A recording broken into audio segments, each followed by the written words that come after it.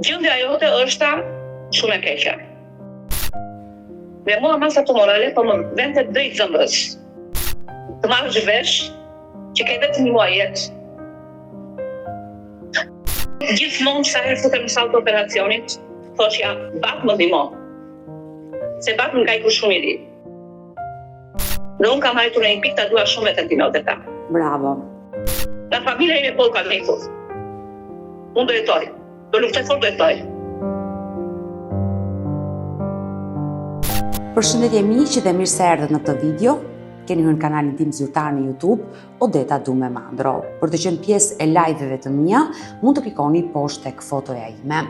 Ditën e sotme me live-in tim do shkojmë në jug të Italisë, do të hap dritaren për një 44 vjeçare e cila quhet Lumturie Nela. Në fakt i urojmë siç ka emrin të ketë jetën, por vitet e fundit kjo zonjë po përballet me sfida të forta për jetën. Kërkon sot të hyj këtu në live me Odetën për të treguar diagnostikimin me sëmundjen të rëndë, sfidat e mëdha, 8 operacionet dhe drita e jeshile që ju ndes në Itali nga mjekët italian. Kështu që do hap dritaren me njëherë dhe do e përshëndes zonjën Lumturie Nela. E dashur Lumturie, përshëndetje nga Tirana. Përshëndetje nga Italia. Ashtu siç ke emrin, të uroj të jesh në jetë. Shumë faleminderit. Gjithashtu dhe juve. Unë, kur lexova mesazhin tuaj, u preka me thënë të drejtën. Por, pa të njohur, vetëm nga mënyra se si kishe shkruar, mendova që kam të bëj me një grua shumë të fortë.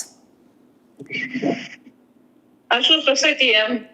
Dhe unë i adhuroj dhe i dua gratë që janë të forta. Shpresoj t'ja dalë. Do lutemi të gjithë për ty që do t'ja dalësh dhe sigurisht që do t'ja dalësh. Të kap dritën jeshile, në fjalë unë kështu shpresoj.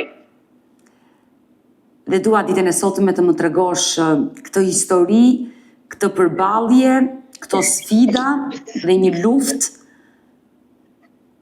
që ke kaluar në jetën tënde për të qenë dhe një motiv për të gjitha ato gra të cilat mund të jenë diagnostikuar me kancer në gjith dhe ka nevojë për motivim. Dua sot ta dëgjoj historinë tënde, Lumturie. Ti u diagnostikove në Itali? Fillesat e mia të sëmundjes time, unë vi nga Vlora. Je vlonjate. Po, unë jam Lumturie Kadri Nelo. I madh quhet Kadri, është në origjinë nga Delvina. Po. I madh ka qenë ushtarak dhe është transferuar në Vlorë dhe aty ka krijuar familje. Mami është vlonjate. Nga të dy prindit jam edukuar me një frymë që vështirësitë i përballoj. I madh ka qenë ushtarak dhe i ke parasysh një familje ushtarakësh, sa i rrep dhe sa janë rregullat, por na ka edukuar për t'ja dalë. Në 2013-ën, unë u diagnostikova me tumor, belin. U diagnostikova në Vlorë. Në Vlorë është Max Gega, që kush është nga Vlora e di që është shumë i miri.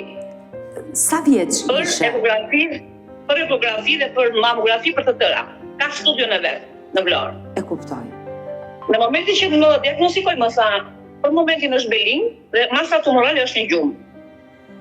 Rjeqet, që nga 2013 dhe në 2019 unë jam kontrolluar sistematikisht.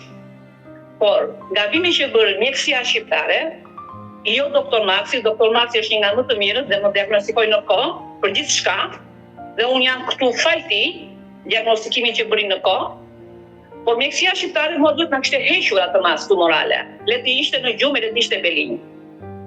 Se nuk do më vinin këto të pasme.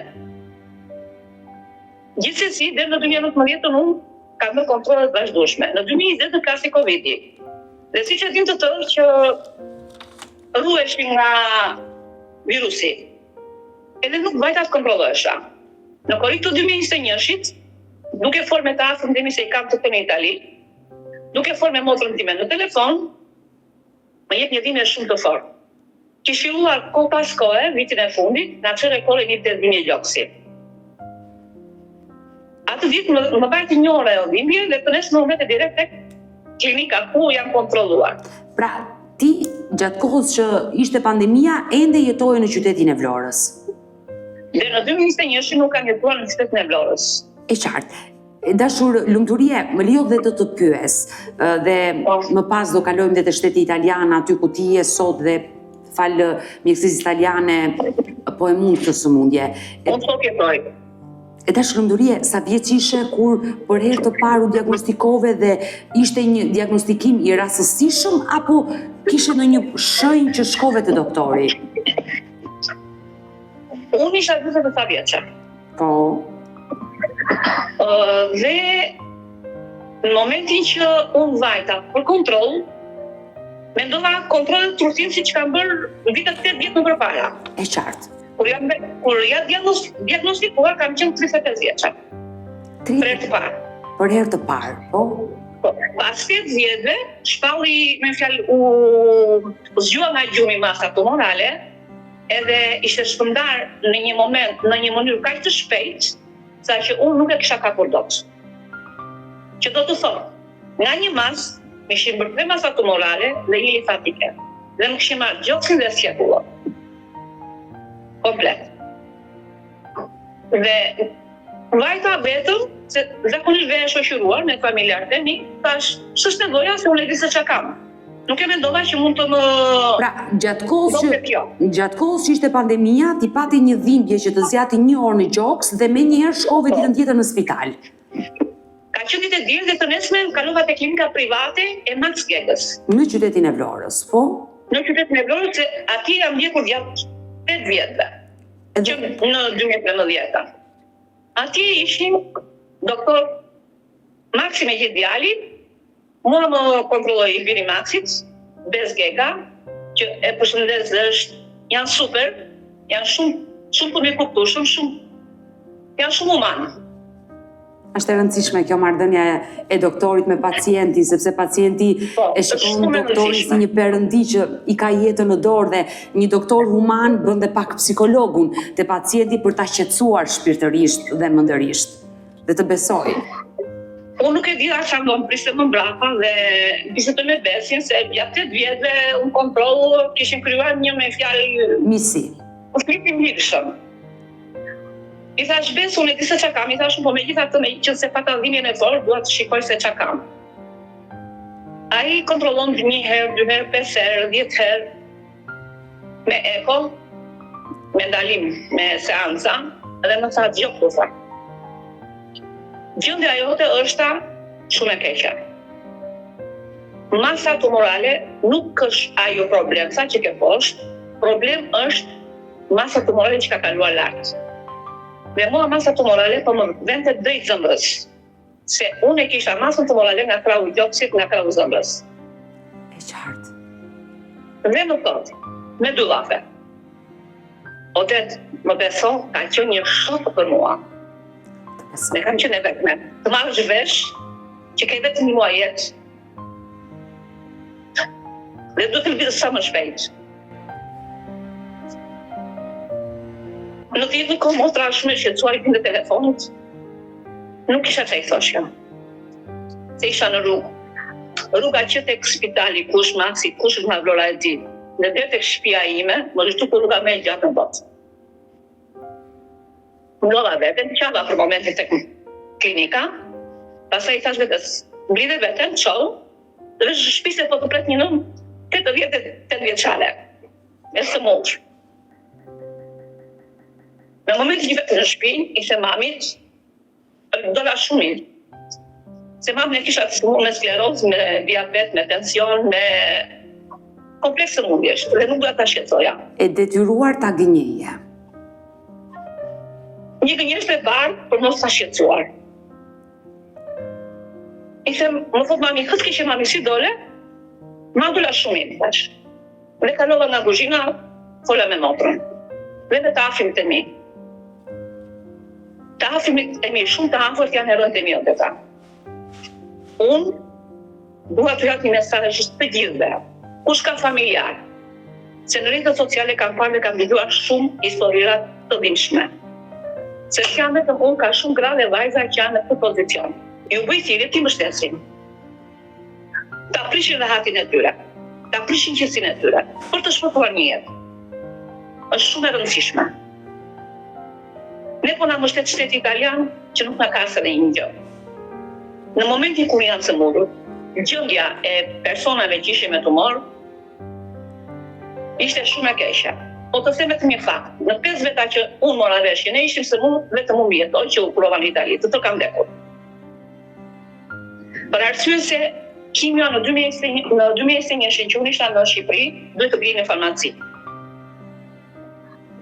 Ambientet ku bësh kimia janë me myk, ishin me gjëra, siç që kemi dëgjuar në rrjetet sociale që spital do kisha shumë dëshirë që të ishin në lartësinë e dur, siç është mjekësia dentare, ishte edhe mjekësia tjetër. Që ne këtu në Itali krenohemi me mjekësinë dentare. Sepse një pjesë e mirë e shtetit italian, problemet me gojën vinë në Shqipëri rregullojnë dhe është e vërtetë. Është e vërtetë. Nga private nuk e përballoja dot. Se ishte një kosto shumë e madhe. Ishte kosto shumë e madhe dhe nuk po dha garanci për jetën. Në fazën që isha unë, isha në fazë shumë të keqe.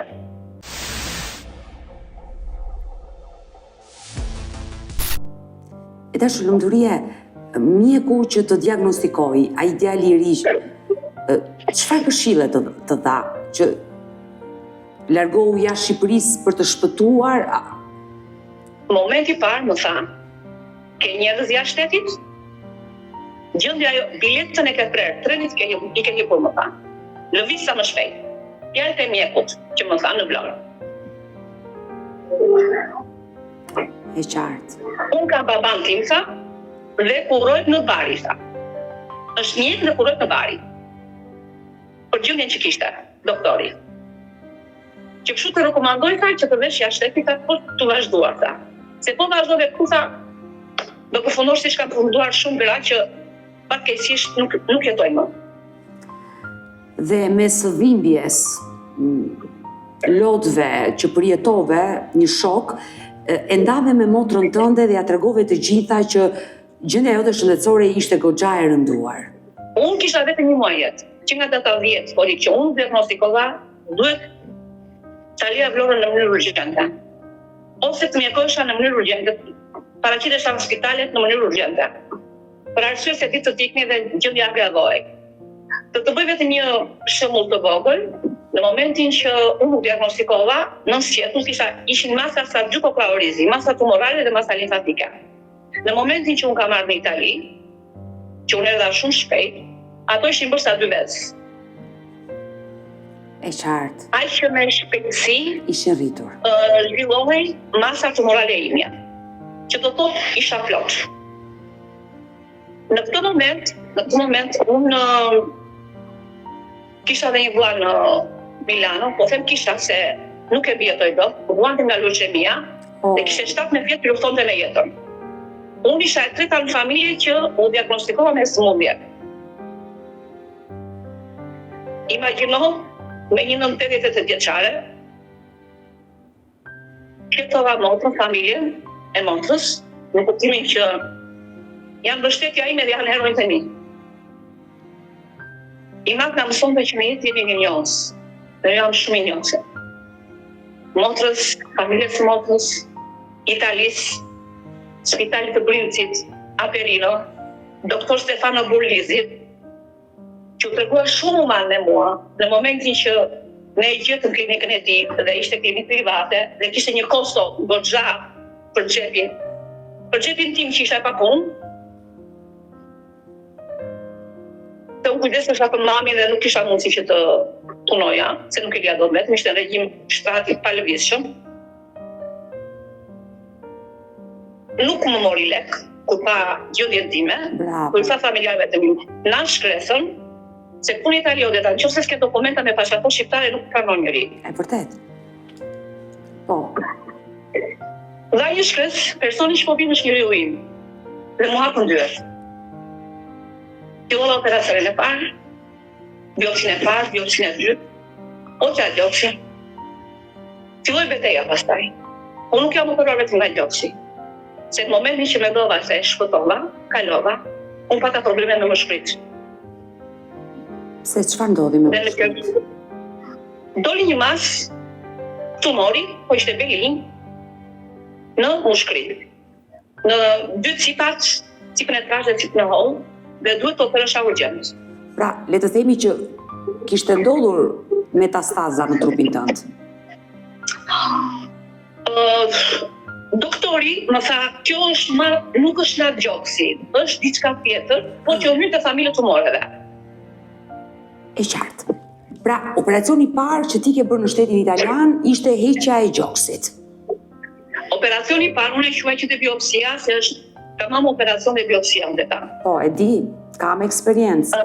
Kam patur një shtëpi me këtë. Edhe është shumë e vështirë. Që bëhet një çarje për të marrë masa dhe për të bërë biopsia, e kuptoj qartë. Por më preke kur thej që motra ime, familja ime janë heronjt, sepse në momente më të vështira ajo të hapi derën dhe qëndroi me ty. Dhe të kam mbështetur dhe besoj të mbështet akoma dhe është për një falënderim shumë të madh për gjithë ata njerëz që të kanë qëndruar. Më mbështesin, janë gjithmonë forca ime. Unë jam me ta. Unë vazhdoja me ta. Se unë vazhdoj kontrollet çdo muaj vetë në spital, vazhdoj në onkologjik. E qartë, ti vazhdon jeton ende aty në Itali dhe je tek motra. Po, jam midis Italisë dhe Shqipërisë. E kuptoj.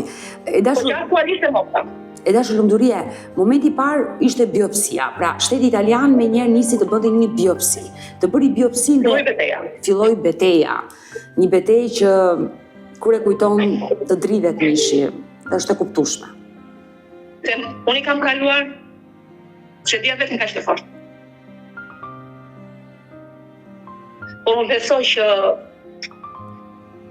kush e kalon këtë lloj faze të bën më të fortë. Ringrihesh më fort. Dhe i kupton kush njerëz të do, kush nuk të do. Qofshin të afërm të tu. Kush të mbështet. Se nuk e prish një qetësinë në deta. Më beso për këtë. Është e dhimbshme ta thuash që jam me në frek, po është e vërtetë. Ne jemi një popull shumë në frek ndaj njerëzve, jemi shumë vëllëzues ndaj njerëzve. Në momentin që fillova mbarova operacionet dhe fillova kimioterapin, këtu se kisha problem. Ama kur veja në blog, ndisha shumë në siklet. Se? Isha pa flok. Mora shumë kile. Por dhe është normale. Njerëzit që më shikonin, është normale që një person që bën kimioterapi ti bien flokët dhe ti e ndjer keq pse? Çfarë bëni vlonjatët, fqinjët le të themi, njerëzit përreth? Të them të drejtën, doktori kirurgu që më operoi, kur u komunikova, i thash çfarë kimia mund të bëj, nuk e di, më dukej shumë fobi se kisha lexuar, kisha parë, kisha dëgjuar që bini flokët bëni dhe më duke një fobi shumë e madhe. Në momentin që u përballa me këtë gjë, që unë bëra kimen e fort, nga që vllai im ishte me leuqemi në Milano, me që se kisha në familje një person që vuante nga diçka, me që sa i luftoj 17 dhe nuk e fitoj betejën, ndroi jetë në 2023 dhe mua më kanë ikur vllai dhe mami në vit të njëri tjetrit. Në kushërime. Vllai në 2023, mami në 2024 në dhjetor dhe në mars u kam bërë operacionin e radhës dhe imagjinon çfarë gjë isha shpirtërore dhe për ta ulur operacionet dhe gjërat. Por unë kam bërë kimio më të fortë dhe kam bërë shumë seanca. 16 seanca. Dhe në seancën e dytë mua më ran flokët. Onkologja më komunikoi që duhet të kesh flokët pas se do të bien. Dhe ashtu veprova.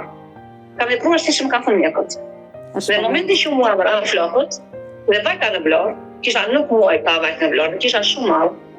Nuk ka si më mjotët e ta. Besa. Të ta shprojmë këtu me çdo gjë. Si më mjot nuk ka. Ashtu si që është vëngjon, po unë e dua. Më mungon. Vlora jote. Qytet nuk bëj qytet mbi Vlorë dhe mbi Elvinën nuk bëj qytet tjetër. Dhe shkove në Vlorë, por u ndjeve keq. Vajta në Vlorë e transformuar komplet. Komshinjt më duan, më respektojnë. Po kishte nga ata që më shikonin ndryshe. Por unë Në këto momente, unë e dua shumë, i thash vetes time, vazhdo para, dhe unë kam arritur në një pikë ta dua shumë veten time o deta. Bravo. Ta respektoj shumë veten time o deta. E the shumë bukur, nëse nuk duam të respektoj veten tonë, atëherë mos presim nga të tjerët. Është shumë e rëndësishme kjo që the. Po, dhe unë i thash vetes time, lumi ti e kjo, kush të do të bëj kështu. Kush nuk të do, vazhdoj rrugën e vet. Dhe unë njerëzit e negativ nga i me kam shmangur. Në çfarë mënyrë? Kur më thoshin që sa e shëndoshur, si e bër, miru pafshi, faleminderit. Edhe vazhdoja rrugën.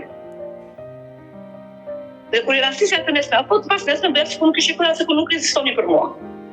Masi bëja gabim, por u këtë rrugë zgjodha. Që vetes time të mbaja rrethin tim shoqëror, komshinët e mi që më donin, komshin përballësh vlla për mua, me gjithë gruan, se në çdo sekond kur unë vete në Vlorë, nga të gatshëm për mua, dhe i përshëndes dhe i dua shumë, ka dhe njerëz të mi, ka dhe njerëz, ne brigatët jemi me shpirt shumë të madh. Pavarësisht se ka dhe njerëz, nuk kapin pa kokrat këshia. E qartë. Por në momentet më të vështira të jetës tënde, vendose le të themi të selektoje njerëzit me të cilën doje të rrije dhe merrje energji pozitive nga ata. Njerëz që të japin shumë dhe ta kam hequr nga jeta ime. Dhe ke bërë mirë. Njerëz që të japin energji negative nuk ke pse i mban. Largoj, edhe unë jam pro kësaj gjëje. Njeriu duhet të rri me ata njerëz të cilët ndihet mirë dhe mbi të gjitha marrin dhe japin dashuri. Dhe në zhgënjur se për njerëzit që kanë pas nevojë dhe unë jam gjendur aty, ata njerëz asnjë telefonat. Në këto momente që kalon njeriu, më besoj që dhe një telefonat është shumë e rëndësishme veta. Ti forcë. Por mua forcë më tepër më kanë dhënë njerëzit negativ. Edhe kam një shprehje që them, ju dhën Zoti jetë të shikoj rrugtimin tim që unë ja dola. E tash lumtur. Nuk ja ura stafmit.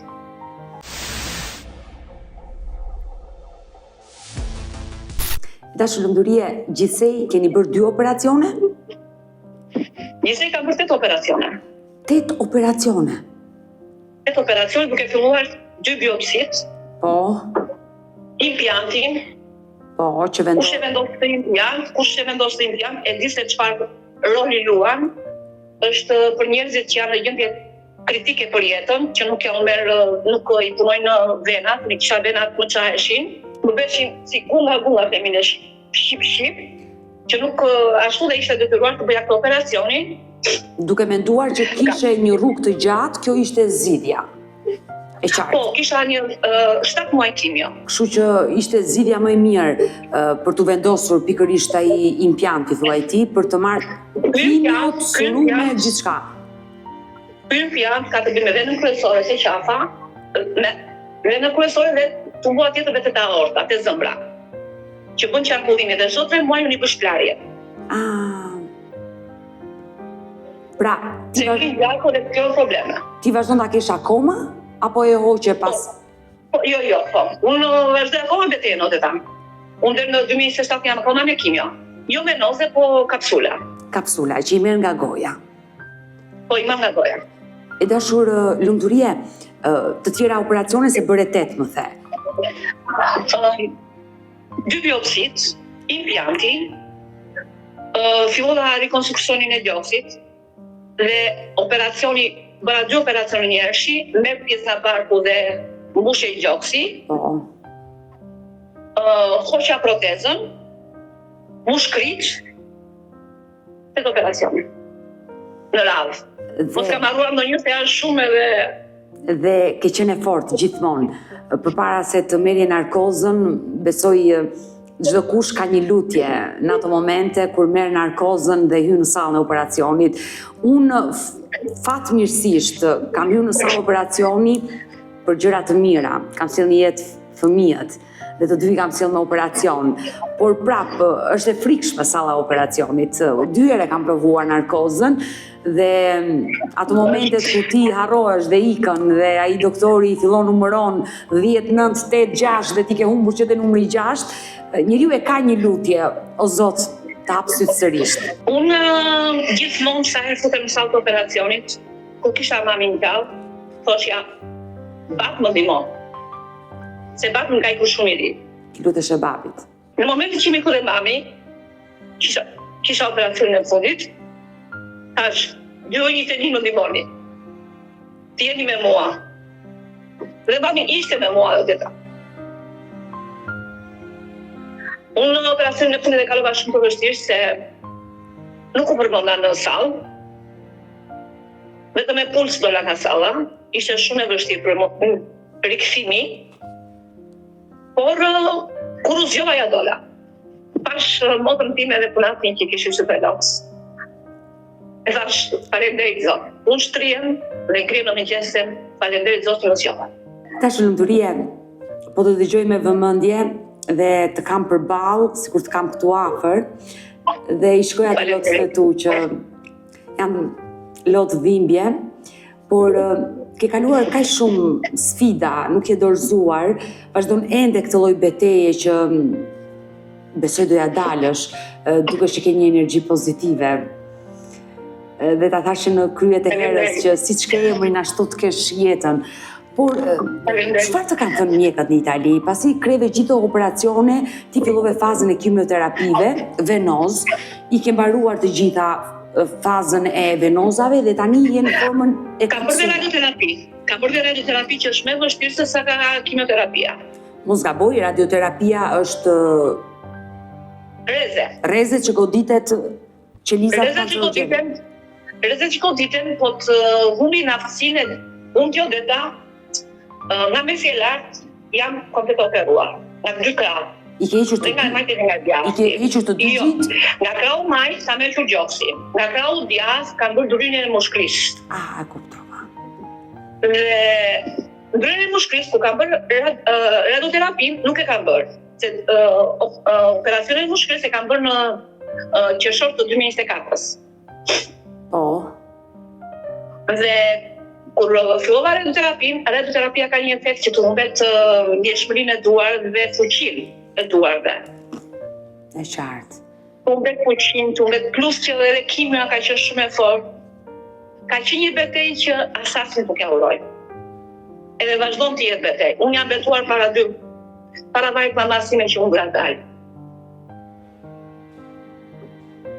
Motrë nuk e le vetëm. Nga familja ime po ka nitur. Unë do jetoj. Do luftoj fort do jetoj. Për veten time dhe për motrën time. Jeni vetëm ju të dyja që keni ngelur nga familja Anello. Po. Dash lumturie.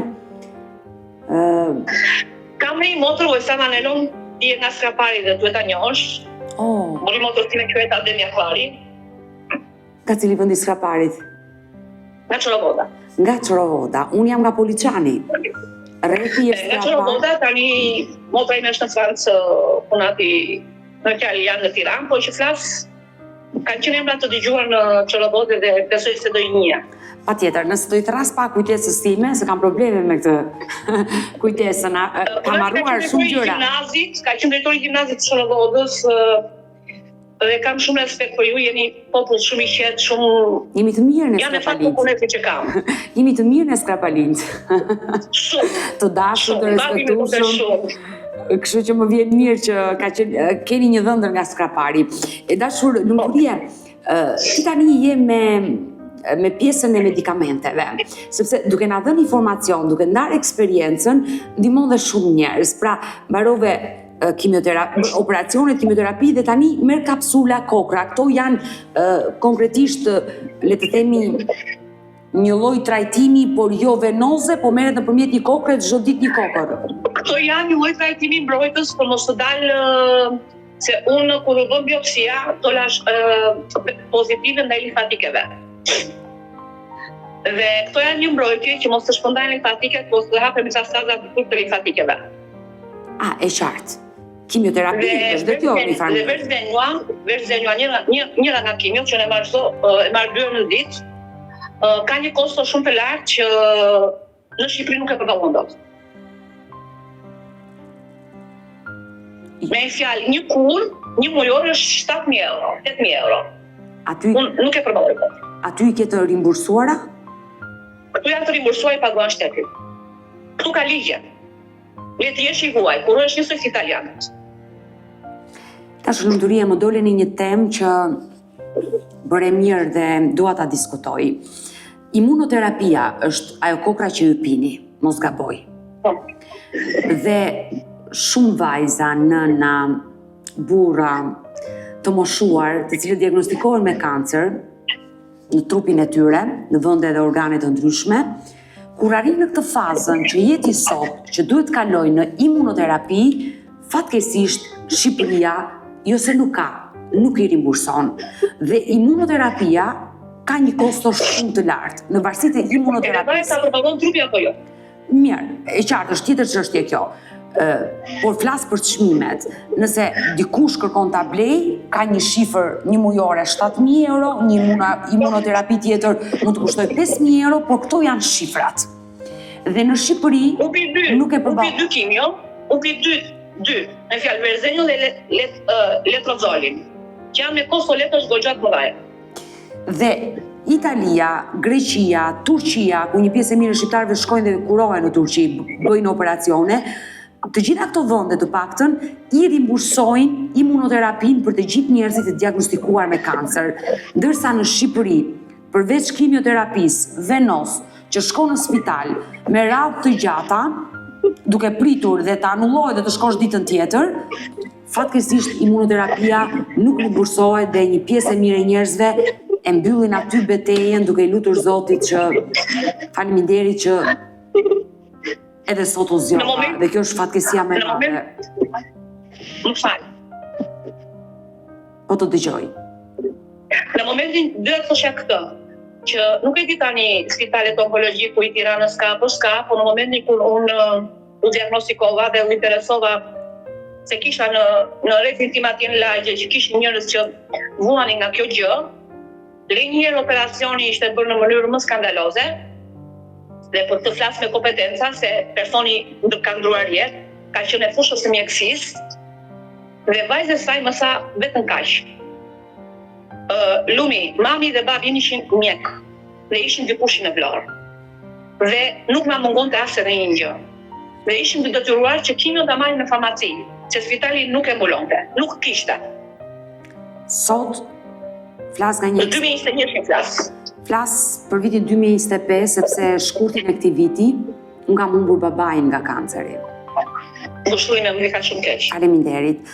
Dhe kam informacion, kam respekt për bluzat e bardha, absolutisht, por këto janë politikat të tjera të ilaçeve dhe rimbursimeve, nuk merren doktorët me këtë gjë. Kimioterapi bëhen tek onkologjiku në Tiranë dhe ka, por njerëzit që e kalojnë këtë fazë, shpëtojnë dhe arriti imunoterapia, i matë nuk arriti dot tek imunoterapia, sepse besoj ne fëmijët do shqisim gjithçka dhe do t'ja blinim ato kokra që ai të jetonte, por fatkeqësisht nuk mundi dot dhe vdiqet e kimioa e dytë. Nuk arriti dot i përballonte. Fatkeqësisht imunoterapia nuk rimbursohet në Shqipëri, por kimioterapia padyshim që është pa pagesë dhe çdo kush që diagnostikohet e bën kimioterapi të onkologjiku në Tiranë. Por prapë, është shumë pak. Shteti jon ka bërë shumë pak për njerëzit të diagnostikuar me kancer, që është sëmundja më e rëndë. Nuk flas për 2025 se nuk kam marrëdhënie, kam vazhduar ku po flas. Unë kam të freskët. Për betejën që do filloja në 2021, që funksiononte, që i blinin në farmacira, kimion, dhe pastaj venin e bënin. Po. Flas për vitin 2021. E qartë. Nuk flas për 2025 se e di që janë rregulluar gjërat, janë bërë. Por prapë Por shumë vetë të mendosh sa njerëz janë larguar nga kjo botë pa bërë kimio dhe pa e bërë ashtu siç duhet. E vërtet.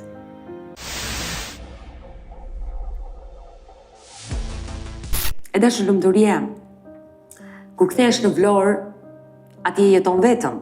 Motra nuk ka lëshuar as një sekond, nuk ka lë vetëm. Të shoqëron kudo që shkon. Po. Dhe më vjen mirë që ke një motër, në fakt, motra për motrën, nuk e di, dhe unë kam 2 motra, dhe nuk e di, janë me fakt njerëzit që kanë motra. Është e vërtet. Unë kam një motër që, nuk e di, për mua është motër, nën, baba, vëlla, gjithçka nuk e bën. Dhe Zoti i dhënë jetë dhe shëndet. Por me sa po kuptoj, ti nuk e krijuar asnjëherë familje. Jo. Kam jetuar me nënën, jam të kushtuar nënën dhe në momentin që ishte momenti, unë së mura me kancer edhe aty mbullet gjithçka. Se doktoresha tha, në qoftë se do t'jetosh ta, nuk janë ca procedura, tha që nuk duhet të... Edhe unë kam zgjedhur të jetoj, jo të krijoj familje dhe të vdes. E qartë, e kuptoj, sepse u diagnostikove shumë herët me këtë sëmundje dhe sigurisht u more me veten tënde, me shëndetin tënd dhe sot je në Itali. Por të shikoj që je e lumtur, ke besim tek mjekësia aty, ke besim te medikamentet, ke besim te vetja jote, te energjia jote dhe ana psikologjike, besoj ta kanë thënë, është gjëja më kryesore. Unë vetëm isha me fat se isha e qetë në kuptimin që këtu mu hapën dyert, ishte fati që mu hapën dyert, njerëzit e mi të mirë, u kurova si që duhet, nuk e ndjeva atë bullizimin, atë mos përfillin nëse janë shqiptare dhe jo. Unë jam kuruar dhe jam ndjekur njësoj si italianët, njësoj si pacient italian edhe unë. Edhe nuk e kam kaluar të fazën e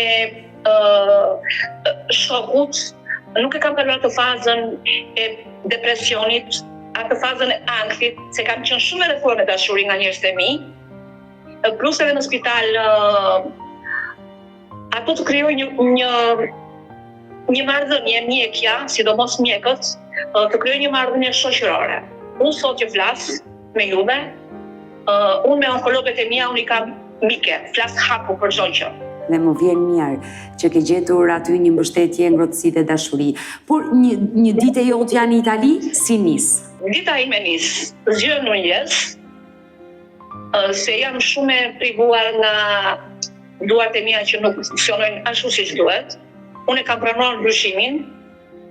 Nuk është ndryshim i pakës, po është një ndryshim shumë drastik me karakterin dhe me tipin që kam unë.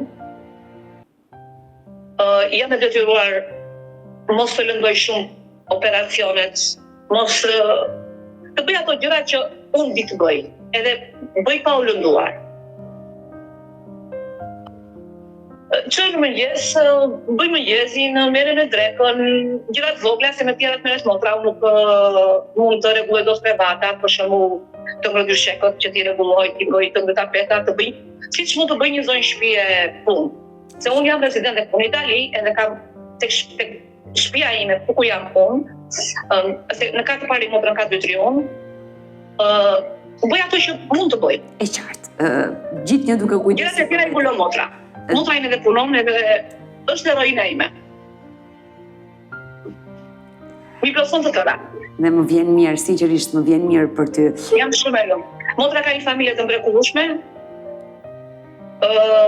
Nuk di çfarë të them, kur aty është vlla, është baba, është gjithçka, janë heronjtë e mi. Janë me fat që i kam. Unë jam këtu sa tyre. Dashurënduria, ishte një kënaqësi që ne të dyja folëm sot bashk në këtë live. Shumë faleminderit. More guximin të flisje, tregoje betejën tënde me këtë sëmundje, por dua ta mbylli me një mesazh që ti drejtohesh të gjitha atyre grave që po luftojnë me këtë sëmundje. Unë Odeta kam shkruar dhe kam komunikuar me shumë gra që kanë dashur një fjalë, që kanë dashur një eksperiencë, që kanë dashur një mendim, se kanë marrë me frikë, e kanë marrë dhe është normale. Unë zgjodha juve për arsye se jam ndjekse rregullt emisioneve tuaja, më pëlqeni si person. Nuk e di ju çfarë pallin keni një gjë që jeni shumë të qetë, jeni shumë të shtruar, i merrni gjërat shumë qetë. Dhe jam shumë ndjekse rregullt e emisioneve tuaja dhe thash do komunikoj me Odetën. Në gjithë gazetarët unë dua të komunikoj me Odetën. Dhe sinqerisht falenderoj për këtë gjë. Dhe them grave të sëmura, mos u dorëzohen. Unë nga përvoja ime kam rënë shumë herë. Por gjithmonë aty për mua ka qenë një dorë që më ka ngritur atje ku unë jam rësuar.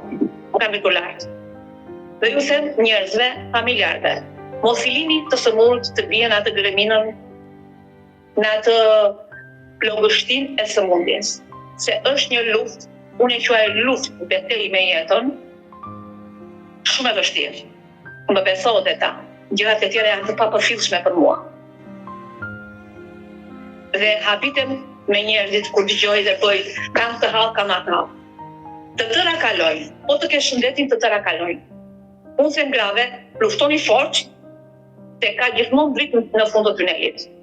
Luftoni të kapni dytë një shile. Unë për vete këtë bëj. Dhe sinqerisht falenderoj nga zemra për këtë mesazh që u përcolle, duke u nisur nga eksperienca jote. E dashur lumturie, numrin tuaj e kam dhe ne do bëjmë mikesha dhe do shkruhemi në WhatsApp apo Viber bashk. Të uroj jetë, shëndet dhe gjithë të mirat e kësaj bote. Të uroj me zemër. Faleminderit, të uroj shëndet, lumturi në familjen tuaj dhe pas gjithë mirësitë të kësaj bote. Të falenderoj, të puth dhe të përqafoj nga Tirana. Edhe unë nga Italia. Mirupafshim zemër. Kënaqësi që komunikuam dhe jam shumë injose. Kënaqësi dhe për mua që isha sot me ty, më motivove me energjinë tënde. Ndoshta ndonjëherë kur flas me personazh në live modetën që kanë histori të rënda, ngarkohem shumë me energji negative, emocionale që dua një orë, 2 orë të marr veten, por ti më dhe energji pozitive sot. Dua të them një gjë të fundit. Njerëz jeni pozitiv, jeni mirëkuptues me njerëzit e sëmurë. Dhe me njerëz normal, jeta është shumë e shkurtër. Hiqeni negativitetin. Bëni pozitiv, se në fund të jetës, përveç se ka të drasa, nuk merr gjë tjetër. Dhe e mbyllim kështu, e the shumë bukur. Mirë lumturie, do mbetemi në kontakt bashkë që mirupafshim zemër. Të përshëndet nga Italia të puson. Gjithë të mirat. Mirë të dashur miq, kemi ardhur në fund edhe për këtë live. Unë ju falenderoj që ndurat me mua deri në fund të kësaj video. Nëse dhe ju keni një histori për të ndarë, një eksperiencë për të ndarë, mos hezitoni të më shkruani në numrin tim të telefonit 069 99 55 698 që ndodhet poshtë ekranit tuaj, por mund të më dërgoni mesazhe edhe në rrjetet e mia sociale, në Instagram dhe në Facebook me emrin Odeta Dumemandro, dhe këto janë faqet e mia zyrtare. Ndërsa këtu lart tek fotoja ime mund të klikoni dhe të abonoheni, të bëheni pjesë e kanalit tim zyrtar në YouTube, ku çdo paradite tashmë ju e dini ora 10 jam live me histori të ndryshme njerëzore që vinë jashtë territorit të Shqipërisë, nga diaspora kudo që ka shqiptar. Ju falenderoj që më shkruani, më komentoni, më përshëndesni, më kritikoni. Ju dua dhe takohemi nesër.